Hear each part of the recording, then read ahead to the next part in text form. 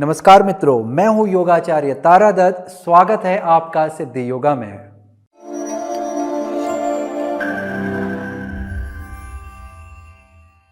हम लोग नाड़ी शोधन के प्राणायाम की अभ्यास की शुरुआत करने जा रहे हैं। नाड़ी शोधन प्राणायाम बहुत ही विशेष प्राणायाम है। प्राणायाम की श्रृंखला में सर्वोच्च प्राणायाम की सूची में यह आता है। इस प्राणायाम के अंदर इसके कई सारे भाग हैं, कई विधियां हैं। उन विधि के अंदर कई सारे चरण होते हैं। हमारे आज के अभ्यास में हम लोग इसकी पहली विधि को करेंगे। पहली विधि के अंदर 2 चरण होते हैं और हम लोग दोनों ही चरणों को जानेंगे और उसके अभ्यास को करेंगे। नाड़ी शोधन। नाड़ी शोधन शब्द हमारी नाड़ियों से जुड़ा हुआ होता है, जिसे हम लोग सामान्य भाषा में एनर्जी चैनल्स कहते हैं। वो मार्ग जिसके द्वारा हमारी ऊर्जा एक हिस्से से दूसरे हिस्से तक हमारे अंदर बहती है, वो है हमारे एनर्जी चैनल। शोधन यानी कि शुद्धता, प्यूरिफिकेशन। तो हम लोग नाड़ी शोधन प्राणायाम के द्वारा अपने नाड़ियों में शुद्धि लाते हैं। उसमें जो भी ब्लॉकेजेस हैं उनको दूर करते हैं और शुद्धि के बाद हम अपने अंदर प्राणों को संतुलित करते हैं। तो इस तरह से नाड़ी शोधन प्राणायाम हमारा आगे जाकर के शारीरिक, मानसिक और आध्यात्मिक लाभों को हमें देता है। हमारे अंदर 72,000 नाड़ियां हैं, जिनमें 7 नाड़ियां प्रमुख होती हैं और उन 7 नाड़ियों में भी जो सबसे विशेष नाड़ियां हैं वो 3 हैं। हमारी सूर्य नाड़ी, चंद्र नाड़ी और मध्यम वाली नाड़ी, जिन्हें हम लोग हमारे योग की भाषा में पिंगला, ईड़ा और सुषुम्ना कहते हैं।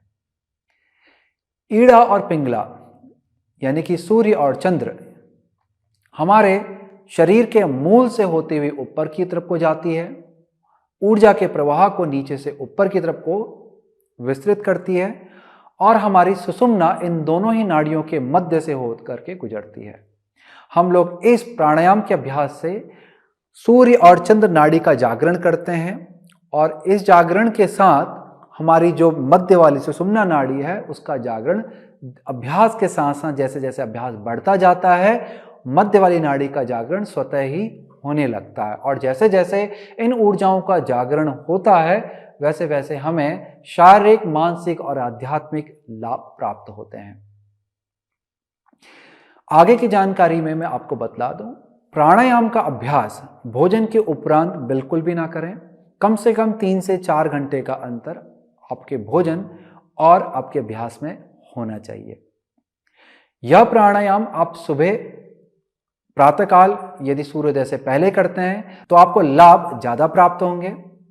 इसे सुबह आप कभी भी कर सकते हैं और आप इसे मध्याह्न यानी कि दोपहर में भी कर सकते हैं और सायंकालन या फिर सोने से पहले भी आप कर सकते हैं। आपको ध्यान देना है कि ज्वर यानी कि बुखार और आपको जुखाम इत्यादि की स्थिति में, जैसे हम लोग कोल्ड, फीवर या फिर कफ की भी अगर समस्या आपको चल रही है तो ऐसी स्थिति में नाड़ी शोधन प्राणायाम का अभ्यास नहीं किया जाता है। इसका अभ्यास ना करें।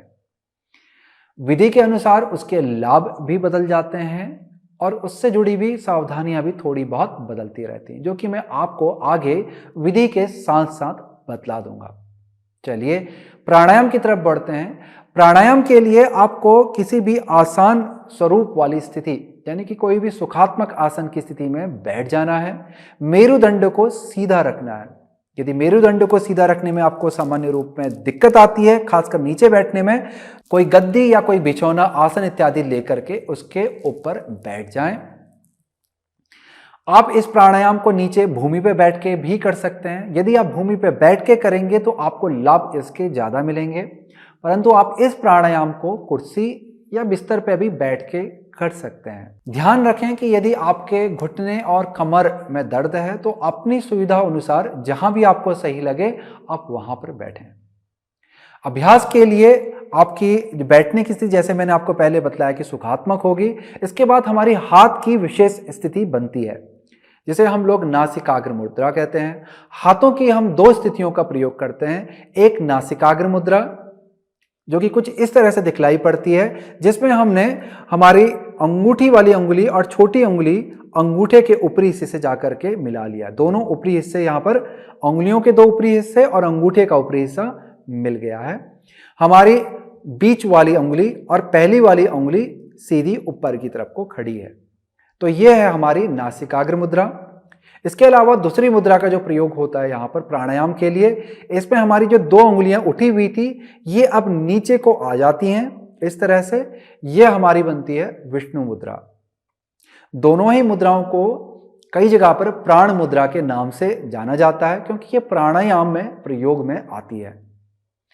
जब हम लोग इस मुद्रा का, नासिकाग्र मुद्रा का, जिसमें हमारी उंगलियां सीधी ऊपर की तरफ को खड़ी हैं, इस मुद्रा का प्रयोग करते हैं तो हाथों की स्थिति कुछ इस तरह से बनती है कि हाथ चेहरे के सामने से आते हैं, बीच वाली उंगली को हम दोनों भौं के मध्य पे रखते हैं और पहली उंगली को भौं से दूर रखते हैं। फिर अंगूठे से दाहिनी नाक को बंद करते हैं और हमारी आखिरी की दो उंगली से हम लोग अपनी बाईं नाक को बंद करते हैं। जो हमारी दूसरी मुद्रा है उसको हम लोग ऊपर की तरफ से लेके आते हैं, जिसमें हाथ की स्थिति कुछ इस तरह से दिखलाई पड़ती है। और फिर यहां पे हम लोग, जैसे कि हमने पहले किया था, कि अंगूठे से हम अपने दाहिनी नाक को बंद करते हैं और आखिरी की दो उंगलियों से हम लोग अपनी बाईं नाक को बंद करते हैं। तो इस तरह से इस प्राणायाम को हम मुद्राओं के साथ में करते हैं। हमारा जो दूसरा हाथ है जो नीचे है उसे आप ज्ञान मुद्रा, यानी कि हमारी जो पहली उंगली है और अंगूठे का ऊपरी हिस्सा है, इनको आपस में मिला लेते हैं। बाकी की तीन उंगलियों को हल्का सा मोड़ के आराम की अवस्था पे लेके जाते हैं। तो इस तरह से हम बाएं हाथ को ज्ञान मुद्रा पे रखते हैं। पैरों को आसनों की स्थिति में इनका बंधन करते हैं। मेरुदंड को आपने सीधा रखना है। यह बहुत महत्वपूर्ण है कि प्राणायाम, कोई भी प्राणायाम हो, प्राणायाम की अवस्था में मेरुदंड आपका सीधा रहना चाहिए, क्योंकि प्राणों का जो प्रवाह है वो हमारा मेरुदंड से होकर के गुजरता है। और ऐसे में यदि आपका मेरुदंड सीधा नहीं होगा तो आपको लाभ कम मिलेंगे। यदि आपका मेरुदंड सीधा होगा तो आपको लाभ ज्यादा मिलेंगे, इसके पूर्ण लाभ आपको प्राप्त होंगे। तो कोशिश करें कि मेरुदंड को सीधा रख सकें। यदि आप मेरुदंड को सीधा नहीं रख पाते हैं किसी कारण से, तो आप इस प्राणायाम को दीवार के सहारे, यानी कि दीवार के पास पे जाकर के पीठ को दीवार के सहारे रख करके इस प्राणायाम का अभ्यास कर सकते हैं, तो जिससे आपको पीठ को सीधा रखने में सहायता मिलेगी। इसमें हम लोग दाएं हाथ का प्रयोग करते हैं मुद्रा बनाने के लिए और इस हाथ से अभ्यास को करते हैं। यदि आपका दायां हाथ जल्दी थक जाता है, कंधा थक जाता है, तो हाथ के नीचे पे कुछ सहारा लगा करके भी आप अपने हाथ को रोक सकते हैं, या फिर बाएं हाथ से इस तरह से हाथ के नीचे सहारा दे करके आप इस अभ्यास को कर सकते हैं। जैसे जैसे आपका अभ्यास अच्छा होता जाएगा, आपकी बैठने की स्थिति भी आप देखेंगे कि आप लंबे समय तक आप धीरे धीरे बैठने लग गए हैं, आपकी स्थिति लंबी होने लग जाएगी, मेरुदंड को सीधा रखने में भी आसानी होगी, और साथ ही साथ जो आपको शुरुआत में हाथ में जो दर्द होती थी, पीड़ा होती थी हाथ या कंधों में, वो भी धीरे धीरे चली जाती है। यदि आपका किसी कारण से दायां हाथ काम ही नहीं कर पाता है तो आप बाएं हाथ से भी मुद्रा बना करके इस प्राणायाम का अभ्यास कर सकते हैं, परंतु कोशिश करें दाएं हाथ से अभ्यास करने की। यदि किसी कारण से ना कर पाए तब अपने बाएं हाथ का प्रयोग करें, अन्यथा दाहिने हाथ का ही हम लोग प्रयोग करते हैं। नाड़ी शोधन प्राणायाम के किसी भी प्रकार का हम अभ्यास करते हैं तो अभ्यास की शुरुआत हमेशा बाईं नाक से होती है। हमारा बायां नाक जो है वो चंद्र ऊर्जा के साथ जुड़ा हुआ होता है। हमेशा ध्यान रखना दोस्तों, बायां नाक हमारा चंद्र ऊर्जा के साथ जुड़ा होता है और हमारा दाहिना नाक सूर्य ऊर्जा के साथ जुड़ा होता है। जैसे मैंने पहले बताया था कि हमारी बाईं नाक जो कि हमारी चंद्र ऊर्जा के साथ जुड़ी हुई है, इसे हम लोग ईड़ा नाड़ी कहते हैं, और हमारी दाहिनी नाक जो कि सूर्य ऊर्जा के साथ जुड़ी हुई है, इसे हम लोग पिंगला नाड़ी कहते हैं। इसी तरह से हमारी जो ऊर्जाएं अंदर जाती हैं, बाहर आती हैं, और इन्हीं अभ्यास से हमारे प्राणों की शुद्धि होती है और इस अभ्यास का लाभ प्राप्त होता है। तो चलिए विधि को जानते हैं। स्थिति को आप समझ गए कि शरीर की स्थिति कैसे बनानी है। अब हम लोग विधि की ओर बढ़ते हैं। विधि को अच्छे से समझ लीजिए, बहुत आसान विधि है। यहाँ पे मैंने अपनी मध्य वाली उंगली को दोनों भौं के मध्य पे रख लिया है और फिर अपने अंगूठे से अपनी दाहिनी नाक को बंद कर लिया है। बाएं हाथ को ज्ञान मुद्रा पे लेके आ गया हूं। यहां से मैं लंबा धीमा गहरा श्वास अपनी बाईं नाक से अंदर लूंगा। बहुत ही धीरे से श्वास को अंदर प्रवेश करवाना है। और फिर धीरे से अपनी बाईं नाक से ही आपने श्वास को लंबा, धीमा, गहरा छोड़ना है। इसी तरह से निरंतर आपने सिर्फ और सिर्फ अपनी बाईं नाक से श्वास लेना है और बाईं नाक से श्वास छोड़ना है। ऐसे आप इस अभ्यास को 5 बार अपने बाईं नाक से करेंगे और फिर इसी अभ्यास को 5 बार अपने दाहिनी नाक से करेंगे। इसी का ही एक स्वरूप सूर्यभेदी और चंद्रभेदी के नाम से भी जाना जाता है। परंतु यहां पर इस अभ्यास में, इस चरण में हम लोग दोनों ही तरफ से श्वास ले रहे हैं, यानी कि पहले हम लोग बाईं नाक से श्वास प्रश्वास कर रहे हैं, फिर दाहिनी नाक से कर रहे हैं, यानी कि एक ही अभ्यास में दोनों तरफ से करने पे हम लोग इसे नाड़ी शोधन प्राणायाम की प्रथम विधि का पूर्ण स्वरूप दे रहे हैं। जब हम लोग सूर्यभेदी और चंद्रभेदी के अभ्यास की ओर जाते हैं तो ये स्थिति थोड़ी सी बदल जाती है, बाकी लगभग ये समान ही हमको दिखलाई पड़ता है। चलिए अभ्यास को हम लोग अनुभव करते हैं, फिर आगे इससे जुड़ी हुई बातों को जानेंगे। तो सबसे पहले आपने दाएं हाथ से नासिकाग्र मुद्रा बना लें, क्योंकि ये सरल मुद्रा है, आसान है समझने के लिए। और बाएं हाथ से ज्ञान मुद्रा बना लें। मेरुदंड को सीधा रखेंगे, मध्य वाली उंगली को दोनों भौं के बीच में रख लें। फिर दाहिने नाक को अपने अंगूठे से बंद करेंगे, बाएं नाक से लंबा, धीमा, गहरा श्वास लेंगे। फिर बाएं नाक से ही आपने लंबा, धीमा, गहरा श्वास छोड़ना है। बहुत अच्छे, इसी अभ्यास को दोहराते जाइए। लंबा, धीमा, गहरा श्वास बाएं नाक से लेंगे, फिर बाएं नाक से ही लंबा, धीमा, गहरा श्वास छोड़ेंगे।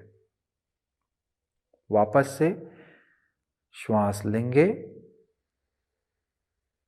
और धीमा, गहरा श्वास छोड़ेंगे। 2 बार और करेंगे। लंबा, धीमा, गहरा श्वास लेंगे,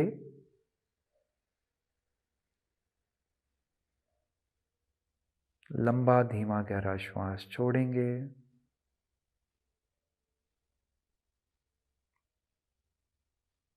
लंबा, धीमा, गहरा श्वास लेंगे,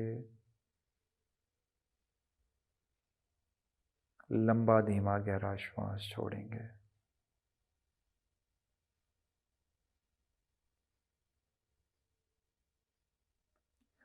अब यहां पे 5 बार अपनी बाईं नाक से श्वास पूर्ण होते ही अपनी आखिरी की 2 उंगली से अपनी बाईं नाक को आप बंद कर लें और फिर दाहिनी नाक से श्वास और प्रश्वास करेंगे। लंबा, धीमा, गहरा श्वास दाहिनी नाक से लेंगे,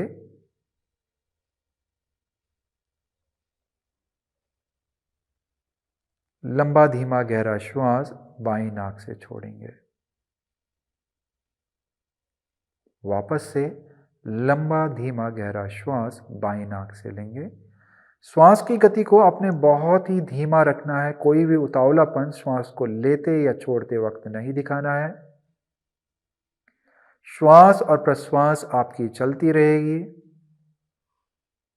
इस तरह से दाहिनी तरफ भी आपने 5 बार अपने श्वास को पूर्ण करना है।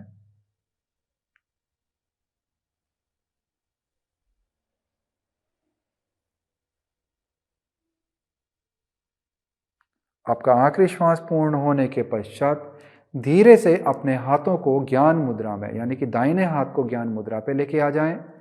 आंखों को बंद रखेंगे। अभ्यास के बाद होने वाले अपने शारीरिक और मानसिक बदलाव को महसूस करेंगे कि किस तरह से इस प्राणायाम के बाद मन में शांति की प्रतीति हो रही है, आनंद की प्रतीति हो रही है।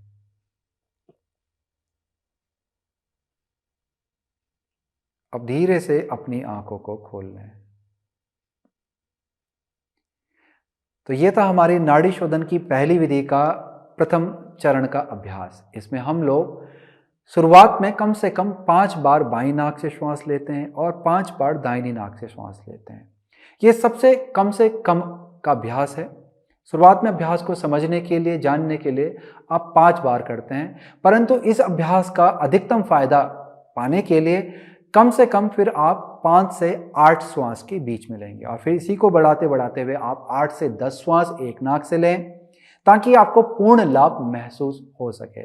फिर धीरे धीरे इसी अभ्यास को और बढ़ाते हुए आप 15 से 20 श्वास एक नाक से लेंगे और वही 15 से 20 श्वास दूसरी नाक से लेंगे। तो ऐसे आपका अभ्यास धीरे धीरे धीरे धीरे आवश्यकता अनुसार बढ़ता जाएगा और ऐसे में आपके लाभ भी बढ़ते जाएंगे। जब हम लोग बाईं नासिका से श्वास ले रहे हैं, छोड़ रहे हैं और चंद्र ऊर्जा को हम लोग संतुलित बना रहे हैं, ऐसे ही जब हम लोग दाहिनी नाक से श्वास लेते हैं तो हम लोग सूर्य ऊर्जा को शुद्ध करते हैं, संतुलित करते हैं, जागृत करते हैं। तो इस तरह से जब आप चंद्र ऊर्जा और सूर्य ऊर्जा के जागरण के लिए अलग अलग तौर तरीकों पर कार्य करते हैं तो ये ऊर्जा आपके जीवन को संतुलित बनाने लगती है। दोस्तों, मैं आपको एक बहुत ही अमूल्य जानकारी दे देता हूँ।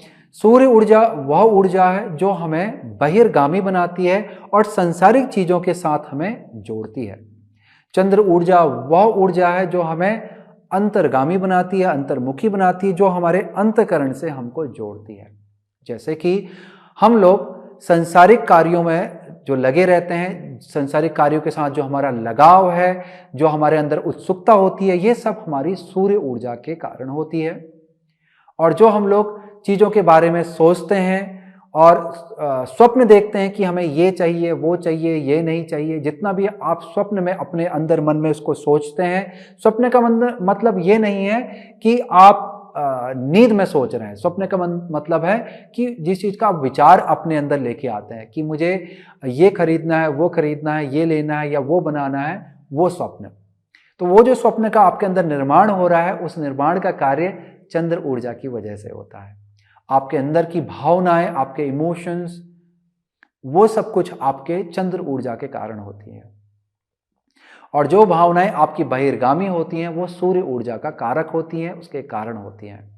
और ये ऊर्जा जब संतुलित होती है तो जीवन बहुत ही संतुलित होकर चलता है, मन शांत रहता है, चीज़ों के प्रति रुचि भी बनी रहती है, उत्सुकता बनी रहती है, ऊर्जा बनी रहती है। परंतु जब इन चीज़ों का असंतुलन होता है तो इनकी विपरीत अवस्था बन जाती है। या तो आप बहुत ज़्यादा आलसी हो जाते हैं या बहुत ज़्यादा एक्टिव हो जाते हैं, इतने चंचल हो जाते हैं कि किसी भी चीज़ में स्थायी नहीं रह पाते हैं, और या फिर अंदर ही इतने चले जाते हैं कि अपनी बात को दूसरे को ना बता पाते हैं, ना समझ पाते हैं, चाहते क्या है खुद को भी नहीं पता होता है। तो इस तरह से हमको बहुत सारे विकार इन ऊर्जाओं के असंतुलित होने पे होते हैं। यदि ये संतुलित होती है तो हमें इन चीज़ों के लाभ प्राप्त होते हैं। चलिए हम लोग अगले चरण के अभ्यास की ओर चलते हैं। उसके लिए वापस से हम लोग बाएं हाथ से ज्ञान मुद्रा बना लेंगे, दाहिने हाथ से नासिकाग्र मुद्रा बना लेते हैं। अब यहां पर हमने दाहिनी नाक को बंद करके बाईं नाक से श्वास को अंदर प्रवेश करवाया और फिर बाईं नाक को बंद करके श्वास को दाहिनी नाक से बाहर छोड़ा। यही प्रकार अब हमारा लगातार चलता रहेगा, यानी कि फिर से हम लोग दाईं नाक को बंद करेंगे और बाईं नाक से लंबा धीमा गहरा श्वास अंदर प्रवेश करेंगे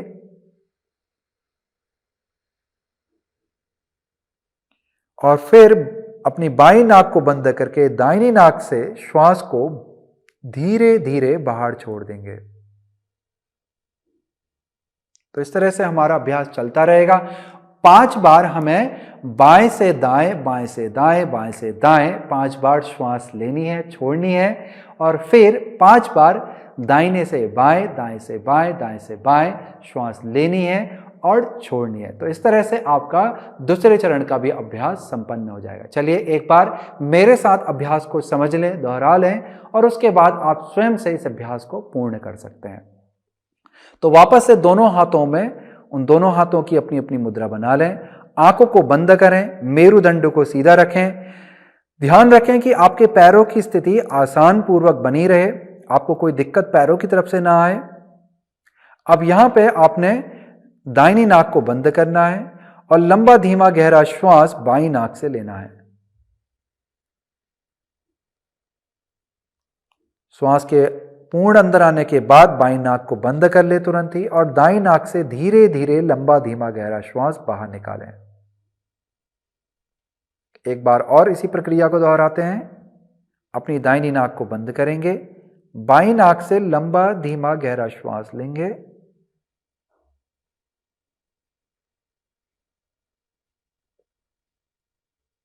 और फिर बाईं नाक को बंद करके दाहिनी नाक से लंबा धीमा गहरा श्वास छोड़ेंगे। अब इसी प्रक्रिया को चाहें तो आप आगे बढ़ा के कम से कम 5 बार कर लें और फिर 5 बार पूर्ण होने के पश्चात लंबा धीमा गहरा श्वास दाईं नाक से लेंगे और लंबा धीमा गहरा श्वास बाईं नाक से छोड़ेंगे। यही प्रक्रिया वापस से चलती रहेगी कि लंबा धीमा गहरा श्वास हम लोग दाहिनी नाक से लेंगे, लंबा धीमा गहरा श्वास बाईं नाक से छोड़ेंगे। तो इस तरह से मित्रों आपको 5 बार दाएं से बाएं भी श्वास को लेना और छोड़ना है। अभ्यास की समाप्ति के बाद कुछ देर तक आंखों को बंद रखें। अभ्यास के बाद होने वाले आनंद को महसूस करें। एकदम से आंख नहीं खोलनी, उठ करके चलना नहीं है। उसके बाद थोड़ी देर कुछ क्षण स्थिति को बनाए रखें। अभ्यास के बाद जो आपको आनंद मिल रहा है, जो आपको शरीर में हल्कापन महसूस हो रहा है, उसे महसूस करें और कोशिश करें कि ये जो अनुभव है ये आपके साथ पूरे दिन तक चलता रहे। और या फिर महसूस करें यदि आप शाम को कर रहे हैं तो ये आपके साथ आपकी रात्रि तक और सोने तक ये आपके साथ चलता रहे। तो इसीलिए कुछ देर तक आंखों को बंद रखेंगे और उसके पश्चात ही धीरे धीरे आंखों को खोलेंगे। जब हम लोग चंद्र ऊर्जा से श्वास को लेते हैं, यानी कि बाईं नाक से श्वास को लेते हैं और दाहिने से छोड़ते हैं, तो इस तरह से हम लोग जब ऊर्जा को यानी कि प्राण को जब हम लोग बाईं नाक से प्रवेश कराते हुए दाईं नाक से छोड़ते हैं तो हमारी जो ऊर्जा बहिर और अंतर्गामी जो ऊर्जा है इसके बीच में ये सामंजस्य स्थापित करने में हमें मदद करता है। फिर यही प्रक्रिया को हम विपरीत करते हैं कि दाएं से लेते हैं और बाएं से छोड़ते हैं प्राण को। ऐसे में हमारा प्राण बाहर से अंदर की तरफ को अंतर्गामी होकर के सामंजस्य स्थापित करता है और हमें लाभ देता है। तो ये थी हमारी सारी जानकारी हमारे नाड़ी शोधन प्राणायाम के पहली विधि के पहले और दूसरे चरण से। पहले चरण की तरह ही दूसरे चरण का अभ्यास भी शुरुआत में हम लोग 5-5 बार करते हैं। ये सिर्फ समझने के लिए होता है, परंतु इसका पूर्ण लाभ लेने के लिए आपको कम से कम 5 से 8 बार तक श्वास लें और फिर इसे बढ़ा करके कुछ ही समय बाद 8 से 10 बार जरूर करें। 10 बार तक रुकें और धीरे धीरे जैसे जैसे आपका श्वास प्रश्वास लंबा धीमा गहरा होता चला जाएगा, आनंददायी होता हुआ चला जाएगा, फिर आप इसे बढ़ा के 15 बार, 20 बार, 25 बार, 30 बार तक आप इसे धीरे धीरे अपनी स्थिति के अनुसार बढ़ा सकते हैं और इस प्राणायाम का ज़्यादा से ज़्यादा लाभ प्राप्त कर सकते हैं। तो ये थी हमारी सारी जानकारी नाड़ी शोधन प्राणायाम की। इसी के साथ करता हूँ इस वीडियो की समाप्ति। नमस्कार।